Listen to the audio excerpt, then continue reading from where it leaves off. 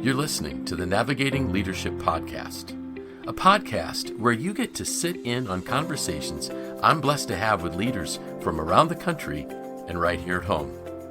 I'm Dave Freund, and welcome. This week, I'm joined by Randy Wolken, President and CEO of MACNY, the Manufacturers Association of Central New York. Randy's also the author of Present, Future, Leader. Let's jump into the conversation as Randy and I discuss leadership and manufacturing in Central New York.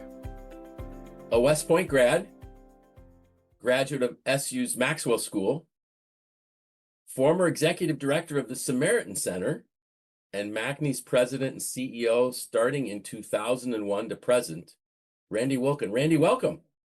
Thanks, Dave, for having me. Always good to see you. Love having you on our team.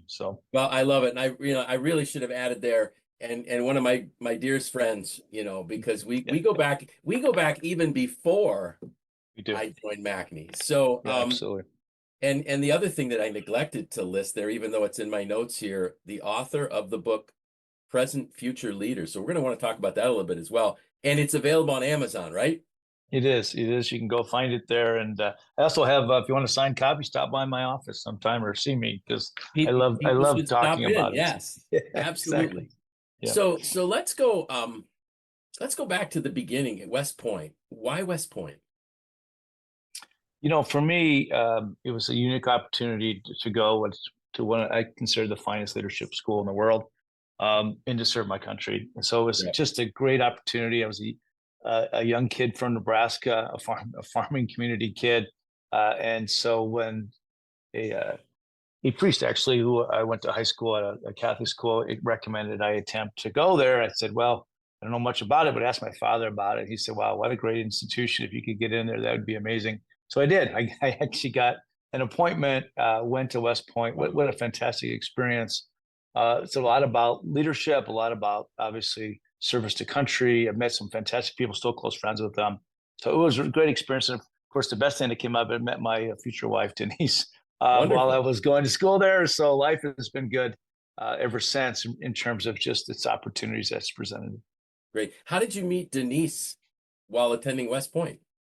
Well, yeah, that comes with a long story. Denise tells it best. But well, we met while I was in school there. I went home with a friend for Thanksgiving because I couldn't travel back to Nebraska. I met her in a dance club, and we got a chance to chat.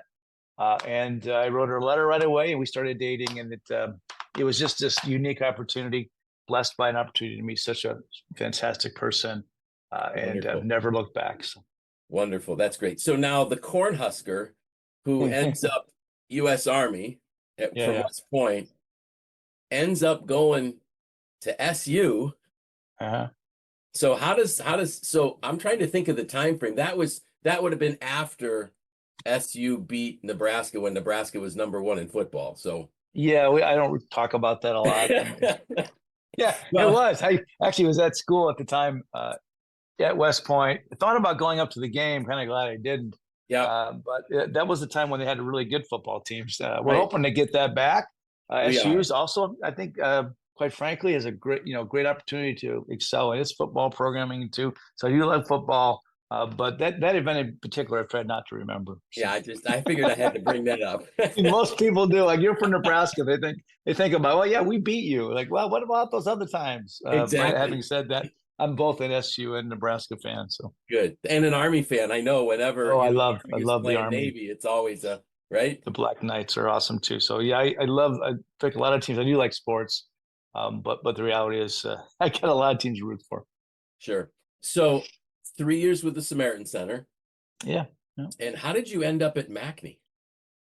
It's a unique journey. Luckily, I was encouraged by Mick Fleming, my predecessor, to apply for the job. He had met me while I was there and said, you run a not-for-profit, you care deeply about the community, you really understand so much about how the community works, having been in the service, having worked in a nonprofit. I actually worked in local government, Onondaga County, for 6.5 years, so I understand local government. So I really had a sense of, one, how to serve, and two, care deeply about people. And I think, it actually had been a great fit for me. I knew how to run a not-for-profit. coming from a farming state, you understand both manufacturing and farming, they're production focused. Mm-hmm. You have to get an outcome every day.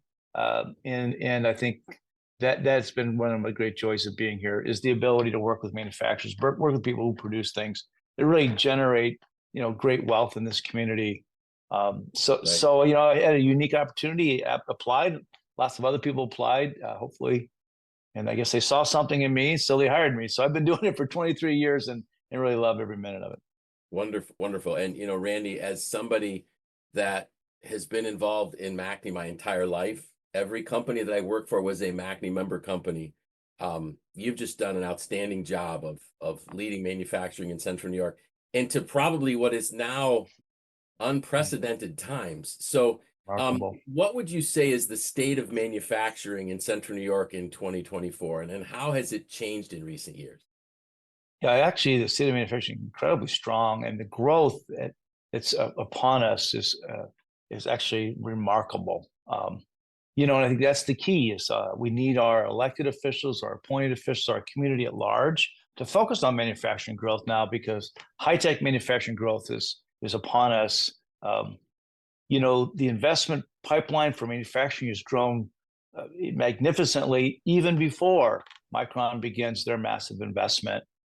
I marvel at the fact in 2019, before the pandemic, we were about 500 million in really investment opportunity in the portfolio. About 25% of that was manufacturing. By April of this year, was over $9 billion of investment portfolio, 75% manufacturing. So before Micron even puts a shovel in the ground specific to building its potential 4 fabs, just a massive amount of investment going on here. And New York State really is in a huge, has a huge opportunity because of high-tech manufacturing really needs the things that New York State can provide. It needs water. With Great Lakes here, we have nearly endless water. Mm-hmm. It needs high quality energy, as green as it can be, though having energy availability is important. That's something we focus on here at MACNY too, having enough energy, making sure it's growing to meet the need. And of course, people. We have some of the most incredible people related to their manufacturing capabilities and their hard work. All those things make us prime for growth. And you can already feel and see the growth, not only here in Central New York, but all of upstate. So I think it's important that we leverage into this moment. We haven't been in this position in Central New York for over a century. This kind of growth projected is mm-hmm. astronomical, and I'm excited about it. Legacy companies sharing that growth, and then new companies coming. Sure. My family moved to Central New York in 1965.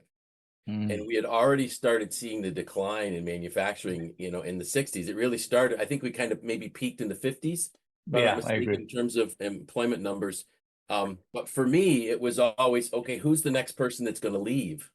Yeah. And now there is this great excitement, this energy. And you and I have talked before, Central New York is a very pessimistic place because we had, 70 years of decline. So people it's not really happening, is it? And I'm like, yes, it is really happening. So We've got the opportunity, but what do you see as the greatest challenge that we're facing in manufacturing today? Yeah, one of the things that you mentioned is our lack of sort of belief that it can happen here, that it will be happening here, and that has to change. The massive amount of investment upon us requires us to continue to change. And we need to do that in a smart way. We need to continue to pivot towards a high-tech manufacturing future. But we'll need policy in place to do that well. We need leaders in Albany, in Washington, to double down on investing in manufacturing. So I think the greatest challenge is really a mindset change. We need to find a way to grow again. We haven't grown as a community in the way we're talking about for a very long time. And I think that's maybe one of the big barriers is growth requires a change mentality, requires a focus on having plans to grow. Growth doesn't just happen. It requires leadership and investment. So I think mindset will be really, really important. If you were a parent who's got kids in school, mm-hmm. and you see what's happening on the horizon from your perspective, what should they be encouraging their kids to look into in terms of careers? It's easy for us to just say, well, high tech, but what's that mean? Yeah. Yeah, actually, what the great thing about manufacturing is you can start with a high school education. We offer pathways here at MACNY through a pre-apprenticeship right into an apprenticeship pathway. You literally, with a high quality education at a high school and a diploma, can go right to work. And you know this, David, as being an apprentice, Right. that the truth of the matter is probably the best path for so many young people is to really start working with their hands, start engaging their mind.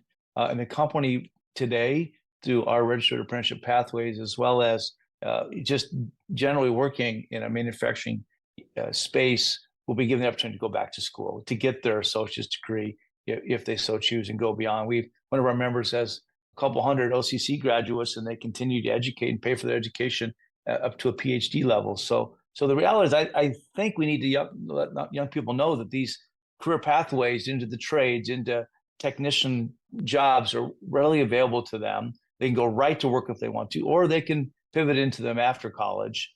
So these things provide an opportunity we haven't seen here in decades. The opportunity to really be what would have been called a blue collar or white collar job now in the tech manufacturing sector. All manufacturers are high tech today. So if you work for a manufacturer, you're working in a high tech environment, we're using multi-million-dollar pieces of equipment. You're focused on quality and you're focused on production. The opportunities, and you see this, David, like I do, just opportunities are nearly endless in the high-tech manufacturing space today. And I think that's a big change because people have said, well, these jobs won't be here. They'll just go away. The jobs that are here and coming stay here because of they want to invest in, in the semiconductor in particular industry. When you build fabs, you don't decommission fabs. You just reinvest in them, or you'll sell them to somebody else because they're just high tech investments. A $20 billion fab is always going to be open, and the more we build, the better. Right now, scheduled for 4. I think this is why it's such a great time to be in the manufacturing space, better than at any time in anyone's history.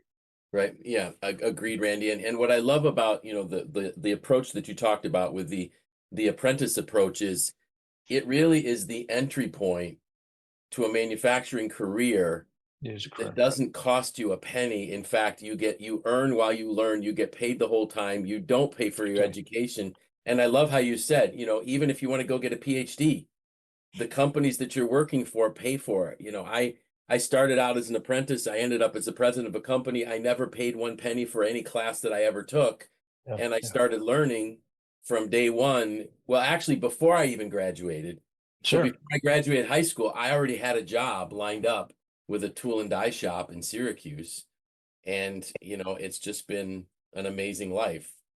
Yeah, and you didn't have any no student debt that you had to pay off. You start off ahead of the game. I just think that you know the pathway, and you actually let people know about how that happens. When you start on this path, you have the opportunity to go far, to include being the president of the company. And I think the reality is it's underappreciated in our community just how far you can go being an apprentice. We just had this week, as you know, our Real Life Rosies program had our first high school graduates where they literally ended up with 12 weeks of after school preparation, summer jobs. They'll be then offered an opportunity to be an apprentice in some great companies like Indium and Dan Foss and Square One. All these are great high-tech semiconductor companies. So after a summer of education, they'll either go back to community college, likely paid for by the company, or just go into a job and start an apprenticeship. All these pathways for these 12 young women are open now. And I think that's what we're going to see a lot more. Companies saying, I'll hire you right out of high school and I'll pay for everything. Yes. Come get on a career path that you'll never regret getting on. Exactly. I love how you touched on Real Life Rosies. And I was actually explaining that to my wife last night at the celebration you and I were at. Talk about it. What is Real Life Rosies? Yeah, it's a fantastic women in the manufacturing approach that we just launched a little over a year and a half ago. Have already had 6 cohorts, literally dozens of women hired by manufacturing companies working right now. We even had a cohort of Ukrainian women who came in finished the preparatory pre-apprenticeship training and now working at companies. So the beauty of it is it's you don't have to pay for any of it. It's completely paid for. You actually, if you're an adult in the program, you get a stipend. Wow. And literally guaranteed an interview, and quite frankly, the key is getting you hired before you complete. So you're literally in a job and advancing your career. And this was what so many people don't have is, you need that ability to change careers, and you need to get paid while you're doing it. You don't get an opportunity to stop and go back to school. Many people don't. So this is really focused on a group of individuals who are underrepresented in manufacturing. And our dream is to have as many women in manufacturing as men in the future. And you do with these focused programs. Again, it really is. It leverages off the legacy of Rosita Riveter, who really, we know women kept the factories running when many men and women too, but men in particular were off to war in Europe. So it's a proud New York legacy because it started in New York City, Rosita Riveter, and quite frankly, beyond that, it's really been a huge success, and a lot of people are really interested in it because in a very short period of time, you're prepared to go to work in a manufacturing facility and hired. That's awesome. And I'll make sure in our show notes that there's a link to our website where they can find out all that information. Yeah, and if you're a company president or you're in a company, you want to get involved, we'd welcome your company to get involved so that you can actually interview and hire these great women. Awesome. So I want to touch quickly on your book, Present Future Leaders. So what made you write the book? Well, I've always, and you and I've talked about this, I always wanted to write a book. I love books. I'm reading lots of books. I'm always reading books. One of my favorite right now is Effortless from Greg McKeown. He's talked about how do we provide for a way to make what we do joyful and at the same time effective. So I've always loved books, and I always lots of books I'm reading all at the same time. I have that tendency to read multiple books at the same time. So I said, I'd really love to write a book.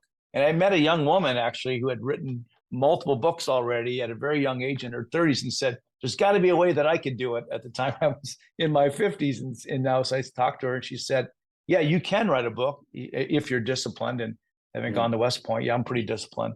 Yep. And literally she said, if you're on a pathway, at that time her husband helped people write books, and will guide you to doing so. So for me, it was a lifelong dream. On top of it, there are leadership lessons I just wanted to share. Sure. That's really it's a leadership book. It really is focused, as you know, my mentality is you got to live in the moment, but be focused on your future. That's why I picked the title Present Future Leader. And I really wanted to give people some insights into what I've learned as a leader over time. And I really enjoyed becoming an author. And it also led me to just write. I write 2 blogs a week now. And I just love writing and sharing and really contributing to others' success if I can. That's awesome. Great. And again, I'll put a link in my show notes as well to the Amazon site where somebody can pick up that, or if they're local, they can stop in and they'll get an autographed one. That's right. You can stop seeing me. Which would be great. So, you're talking about lessons and things that you learned. What are what maybe is one of the greatest lessons you've learned in life, and where did you learn it? Yeah, I think the lesson that guides me the most is you need to care deeply for people. It really is about people. Everything is about a connection with somebody. Even if you're trying to accomplish great things, it's not really the task itself. It's the people doing that task. So yeah, I learned a long time ago, if you want to be a leader, you have to lean in on relationships with people. You need to be kind and caring, and you need to give of yourself to them.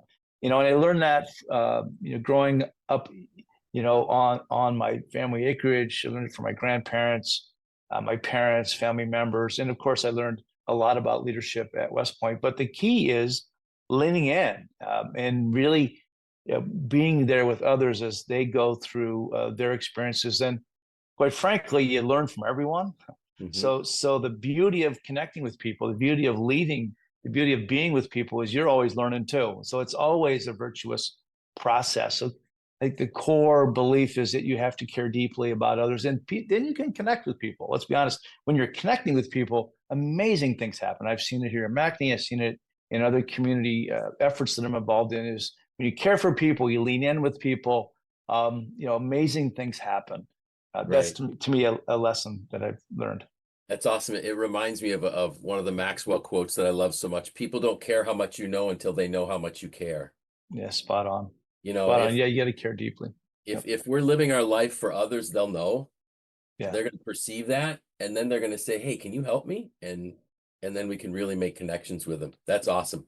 Well, and I think you're right. Good point. When we say we're willing to help others, they generally accept. And if we ask for help, Right. that people will say, it's amazing. We can acknowledge that we need help, and people will step forward. And the people you want to step forward will, because they care so much about you. Right. If you want to really show someone that you value them, ask them to help you. Absolutely. Yeah, it's Because you're committing to counterintuitive. them. You're saying to them, I really think you have something that's a value that I need. Can you please help me? And Yeah, people, they're spot on there. yeah, that's awesome.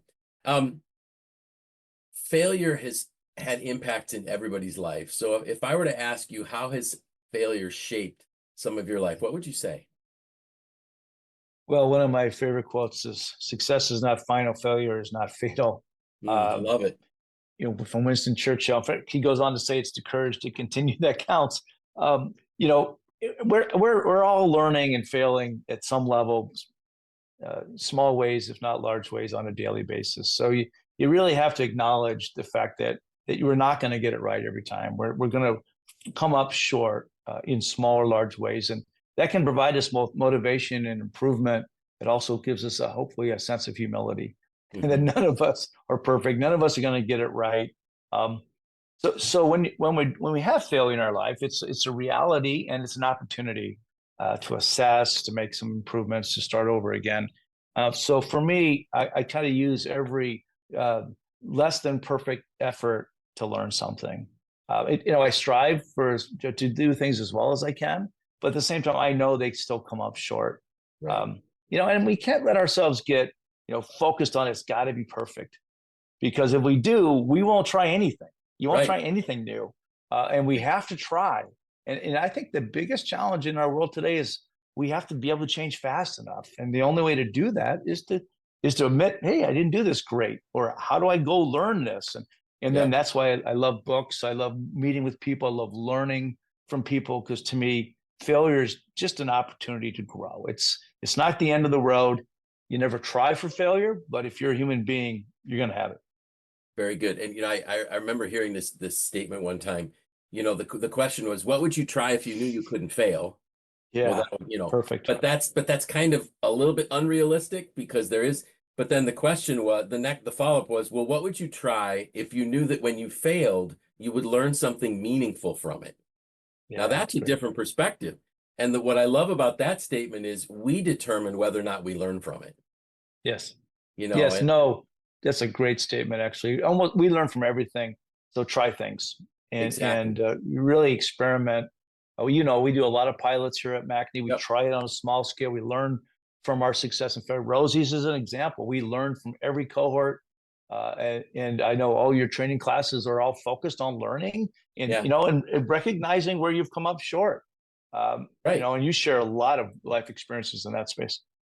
Well, I found that if I share a failure and what I learned from it, that resonates with a whole lot more people than me saying, hey, let me tell you what I did that worked. Exactly. They don't want to hear about that. They want to find out, did this guy really screw up as bad as he says he is? Yeah, I really did. And I've learned my best lessons from my failures. Yeah, in your humility is a great grace. Both you show that, and great leaders that I know have always been humble.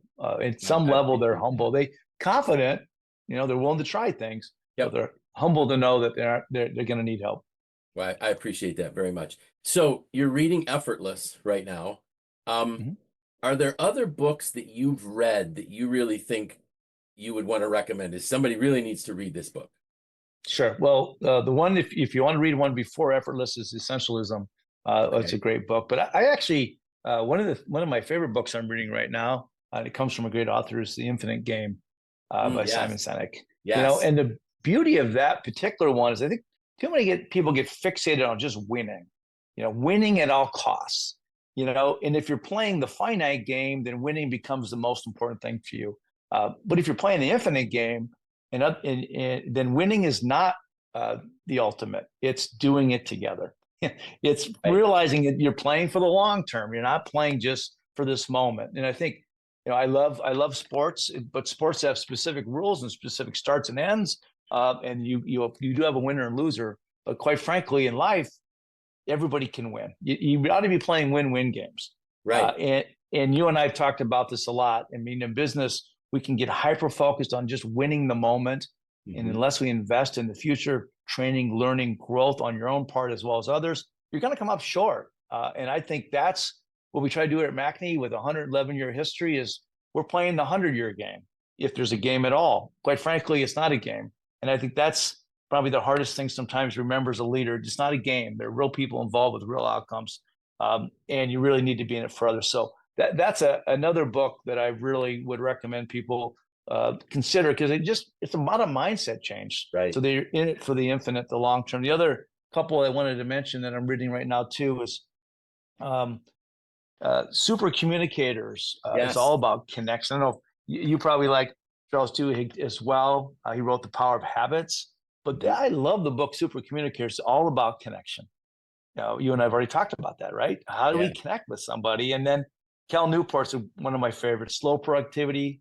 I'm reading through that now. Deep Work he's written.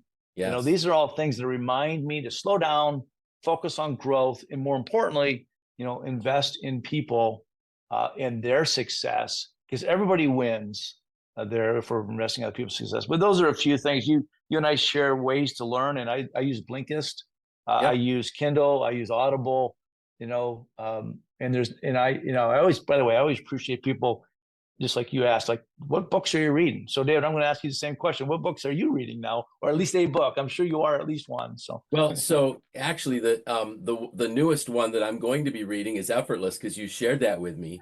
And I had just recently finished. I'm pretty sure I finished. I got to go back and check with Super Communicators, because I love the point where the author was talking about, when you are listening to someone, how do they feel? Yes. How are you confirming to them that you actually heard them? Yes. And one that I recently finished was I'm drawing a complete blank and I shouldn't. High Road Leadership by John Maxwell. It was his most recent book. And John deliberately released High Road Leadership during a presidential campaign to kind of show us that, at least to this point, we don't have any high road leaders. And I'm hoping that God's hand might be in some things and it's changed a bit. We'll know that in the months to come. But anyways, those are the ones that I'm reading. And for me, I try to read a different book a month. That's kind of my goal. Great strategy. And I love to use Audible, because I learn by listening more than just reading the words. So no, those are however you can learn. I know you mentioned Audible, and you listen to podcasts. Obviously, people are listening to your podcast and need to. But I tend to be more of a visual learner, though I love to alternate between the Kindle and the Audible, because I can do both at the same time, or at least continue my reading. But I really do think both of us are sort of saying the same. We need to encourage people to do more learning. Yes. You cannot learn enough in today's environment. You have to learn more. So reading more, listening more, learning more from others.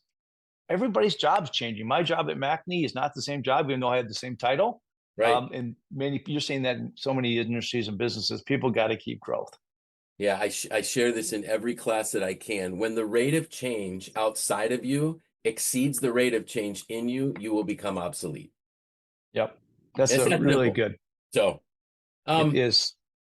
What has Randy Wolken done that you would recommend others do, and why?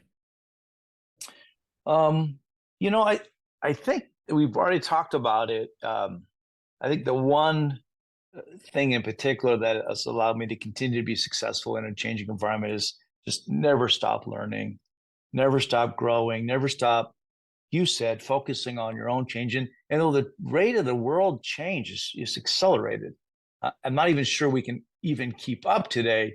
But part of the need is to realize we have to change. Right. And it really is, it's not a question of optional. You have to continue to change. You have to continue to grow. And I think that actually is one of the things that helped me, is to realize that that's it's got to be a part of my DNA growth. And then encouraging others to grow. I mean, you and I talk about this all the time within MACNY, within our member companies. Like, how do we encourage growth? How do we encourage meaningful change? And the challenge with that, of course, is everyone thinks that just means, oh, you're just running faster all the time. You can't just run faster all the time. You have to be able to slow down, and you have to be able to work smarter, not harder, because you can't possibly overwork or outwork anybody. I think part of my career, I thought I could. You can't outwork. You've just got to be smarter. Very good. Thank you.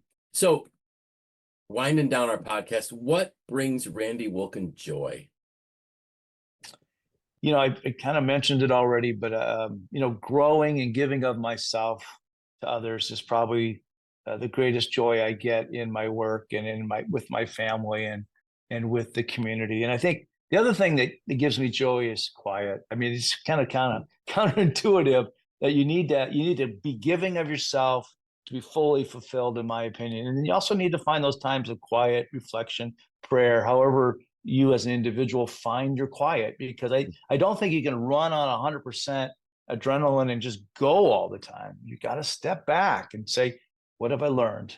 How do I need to grow now? How do I connect with people? And when do I find that quiet moment in the morning with a cup of coffee and maybe a quiet prayer that gives me a chance to rejuvenate? So interesting enough, I think it's harder than ever to find joy. I think maybe you and I kind of talk about this. You really have to focus on asking yourself almost on a moment by moment basis, like, how can I find joy in this? In fact, in Effortless, they talk about how are you going to make life easier while still accomplishing your outcome. That's a part of joy. You have to find joy in the midst of hardship. And I don't know about you, but the last 4 years have been hard with the onset of the pandemic, with the onset of so much change, both in our communities, our country. The visceralness of our political conversation, I think, doesn't bring joy to most people. So I actually think that you have to be intentional. I'm glad you asked the question. We have to ask ourselves routinely, what brings us joy? And then, can we be attentive to what other people need so they can be joyful? You've said this, you got to listen to others. And I look for people who smile and laugh and have a little bit of joy in their life. And when they don't, then my job is to say, hey, what's up? Are you okay? How can I help? But joy we have to focus on joy. Otherwise, it just doesn't happen. I love that. And, it was interesting and our listeners will know because the podcast that was released before this one was my 6-month reflections. Yeah. As I was doing my 6-month reflections, I had new questions this time. And the first question that I asked myself was, what brought me joy? That's a great question. Because I think, and you touched on it, we need to seek it. That in seeking it, not in some experience outside of but where we are, what was joy in what we were doing? Yes, this moment, actually. In this moment, not if I buy this, if I go, I know you're getting ready to go on an amazing trip. That's going to be a joyful experience, but you can't live for the trips. No. They're going to be memories that will be very joyful, but how could I build that joy into where I am right now? How do you make this moment that we're having? I've enjoyed the podcast. How do you make this moment, joyful? How do you, the next moment after we do this, how do I make that joyful? And then sometimes realizing that not every moment will be like that, but if you're seeking it, you're going to find more of them. And if you just want to be living in the pain, and there's so much pain we can live in today, it's all around us. And we're even more aware of it because of our communication today from across the globe. But you really got to find joy, even despite the hardships. Yeah, it was interesting. Last evening when I got home from the celebration that you and I were at, I stopped my truck at the end of the driveway. I have a rather long driveway, and I said to my wife, "Hey, could you drive the truck up because I need to pull the garbage can up because it was garbage day." And I looked around, and there were 6 different colored daylilies that were in full bloom, and the lighting was just right. And I just took 6 pictures with my phone. There was joy in just seeing this amazing creation that God has given me the chance to look at. And it's a daylily, so it's going to be fleeting, right? Capture that moment, right? Yeah. Well, by the way, that's a great example of just seeing a moment and then capturing it. You captured it emotionally. You even put it on film, so probably you can pull it up and say, "Hey, listen, I saw these daisies before they went." Yeah, exactly. There's so many blessed moments during a day. How do we notice them? And we miss them. So this is not a question that I put on my list, but I know you're going to be okay with me asking it. And I actually learned to ask it when I was interviewing Don Yeager. Don Yeager has a way of pulling faith into almost any one of his books that he's written. Yeah. Yeah. And I asked him, I said, how do you get people to talk about it? Yeah. And he said, well, and I think it might have been Leslie Visser that had asked him the same question. He goes, well, you just ask. That's right. So That's right. what role has faith played in the life of Randy Wolken? Yeah, I was blessed with parents in a loving family that introduced me to faith very early in life.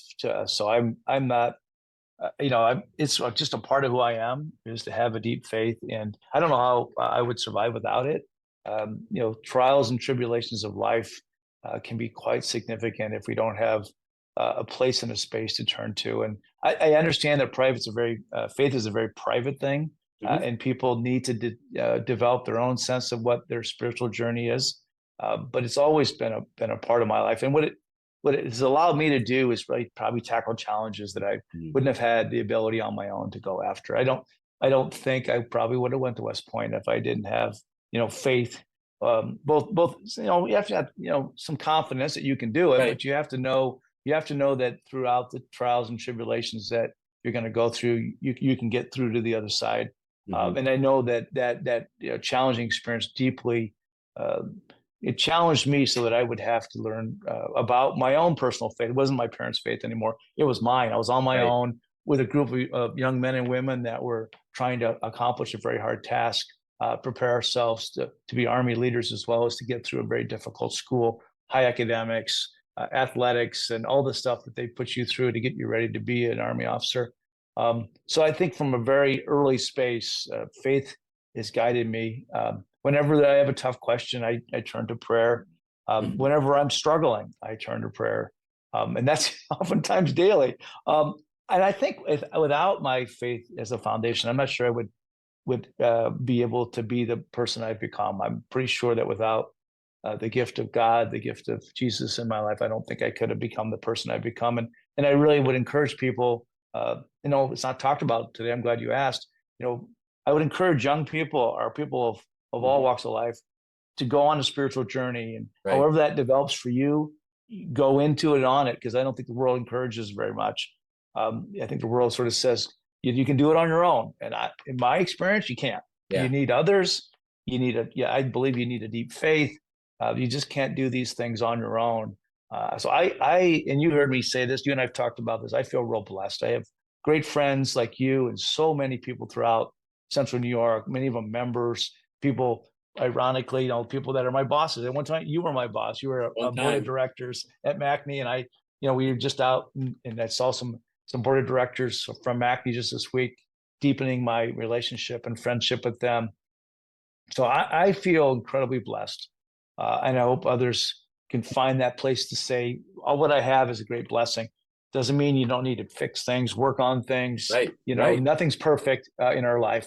But without, in my opinion, without some reflection and some quiet time, and I think communicating with your higher power, it can really be lonely. And I have a lot of people around me, but even on my own, I need to lean in to the fact that I am blessed and that I need a connection with God. So it's an interesting question. If you hadn't asked it, I probably wouldn't have offered it, only because it's highly personal. But having said that, anyone who knows me knows that I see my life as a blessing. Yeah, you don't hide from your faith, and I appreciate that in you very much. And we share that same perspective. We do. Randy, is there anything you can think of that I should have asked but didn't?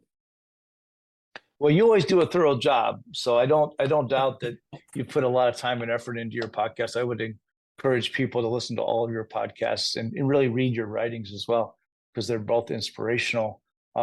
No, I don't think we didn't cover something that we needed to cover. What I really loved about our talk today is it spanned the spectrum of the things that I care deeply about.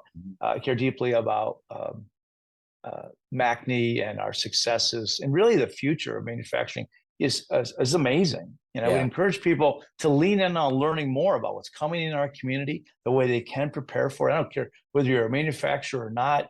There's huge opportunities here in our communities in upstate New York, but in central New York, we're going to see massive amount of change, investment, and opportunity. I think you covered things that will matter most in our changing world here in central New York. Leadership, how do we learn from failure? How do we grow faster? What are the things we need to do differently? And for me, I appreciate the opportunity to share a little bit about why faith is so important to me.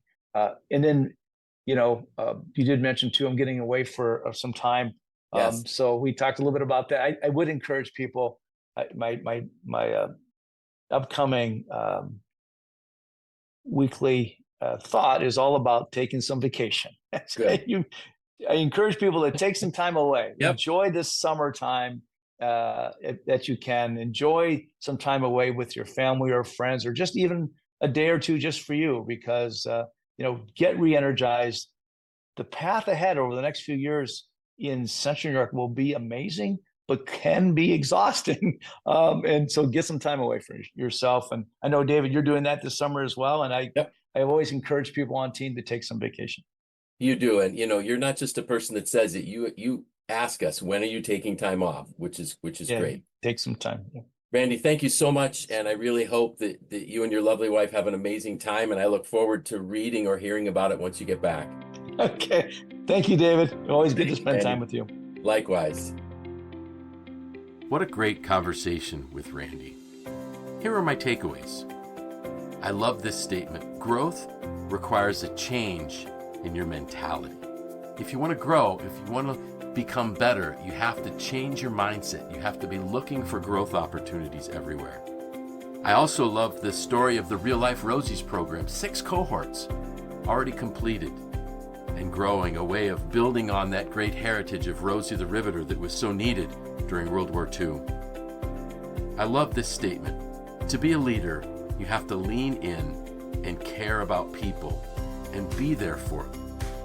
And then Randy went on to add, and the beauty is that in all of this, you get to learn too.